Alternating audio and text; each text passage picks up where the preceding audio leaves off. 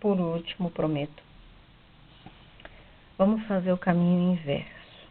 Tá vendo que aqui eu desenhei, tem um triângulo aqui, um triângulo. Vamos fazer o caminho inverso, vamos ver se a gente sabe agora dar as coordenadas, a partir do que a gente tem, tá? Então, deixa eu escrever de vermelho. Eu coloquei alguns pontos aqui.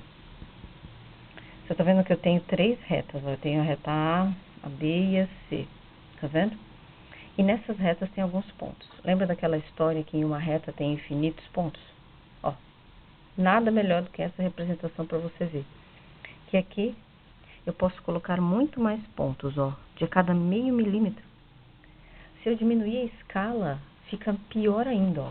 Tá vendo que eu fiz aqui, bem pertinho, ó? Se eu mudar a escala e diminuir, eu consigo colocar mais pontos. E assim, ó, infinitamente. Então, aquela história que numa reta tem infinitos pontos, ó, é verdade, tá?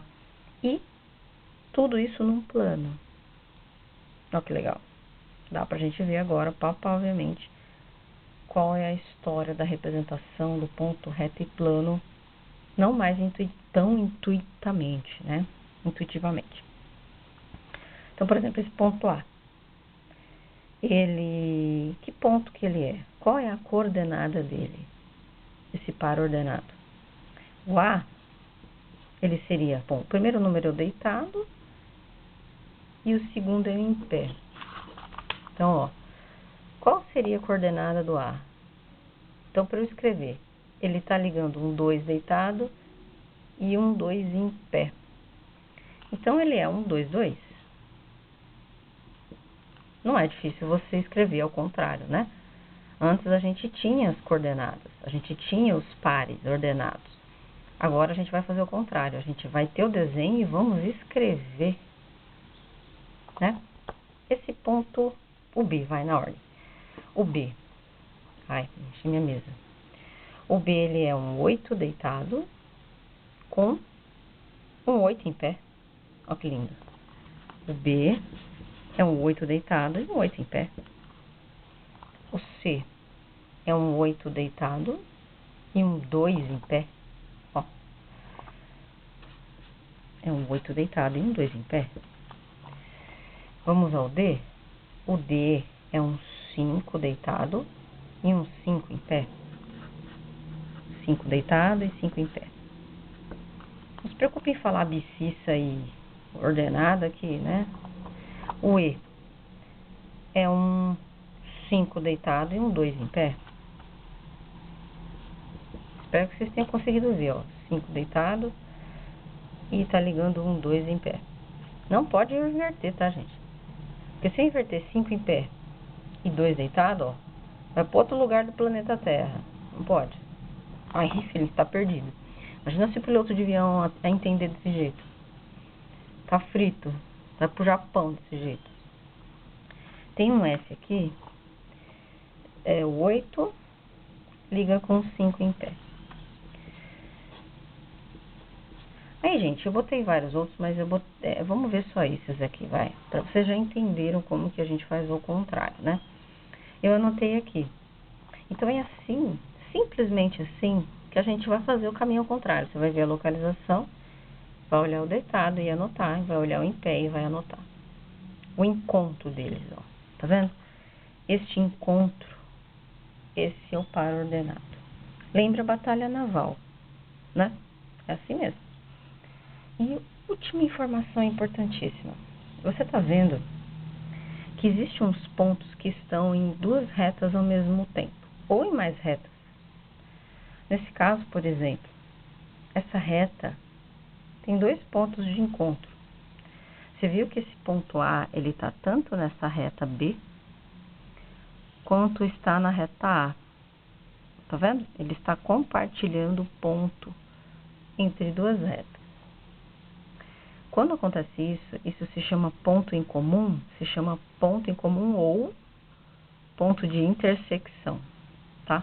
Então, ponto de intersecção é o local que está em 2 retas ou mais ao mesmo tempo. Então, quais são os pontos de intersecção aqui, ó? O A, que é o 2, 2. Tem outros pontos de intersecção, ó. O B está na reta C e na reta B ao mesmo tempo. E o B é o 8, 8. B, 8, 8. Tem um outro ponto em comum, ó. O C, o ponto C está na reta C e na reta A ao mesmo tempo. Tá vendo? Ele compartilha da mesma localização, de uma mesma localização. Então, este ponto é chamado de ponto em comum ou ponto de intersecção. Essa palavra intersecção, ela indica coisa em comum, tá? Esse ponto é o 8, 2, né? C, 8, 2. Tem mais algum? Não, os outros são pontos do polígono mesmo.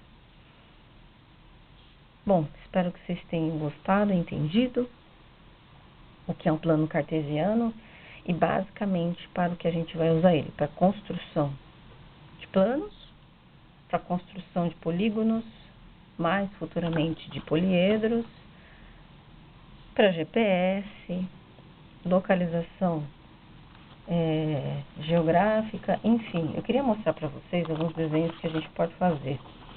Esse foi um que eu fiz à mão, da vez de fazer no AutoCAD. Ficou muito legal, gente. E eu desenhei ele e depois eu coloquei as coordenadas depois que o desenho estava pronto.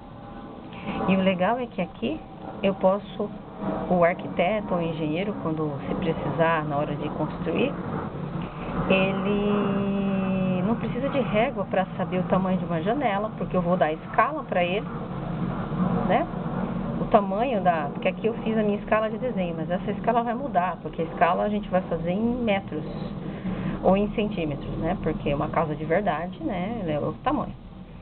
Então, o arquiteto vai olhar essa janela, vai ver de onde sair para onde vai, aí ele já vai ver o tamanho real da janela. Porque a minha graduação, ele vai interpretar de outra forma. Se eu fizer um projeto em A3, fica melhor ainda para ele. Ele vai conseguir ver a área da porta, vai conseguir ver quanto vale a porta. Se ele quiser calcular a área do telhado, ele consegue, porque dá para ver de onde vai, para onde vem. Quanto de tinta ele vai usar nesta parede, porque já dá para saber o tamanho dela de verdade, porque a gente vai dar uma escala para ele. E tudo isso, depois eu coloquei as coordenadas com o caminho de volta. Eu olhei onde está e vi quem era deitado e quem era em pé. E eu anotei tudo aqui, ó. Tem aplicativos que fazem isso hoje em dia, né? Outro desenho que eu fiz, uma criançada, pra gente, foi o projeto do Steve. Ó, eu tentei fazer a marretinha dele e aqui saiu meio aqui porque eu quis fazer uma variação, né? Mas aí depois eu fiz um esboço para eles conseguirem ampliarem o Steve. A gente ia mudar a escala e ampliaria. E aí daqui eu dava as coordenadas para eles. Olha que legal. Deixa eu ver outro aqui. Dá pra gente fazer muitos, ó. Esse a gente vai fazer, que é um coração. Tem um barquinho aqui que a gente vai fazer também e uma rosa, ó.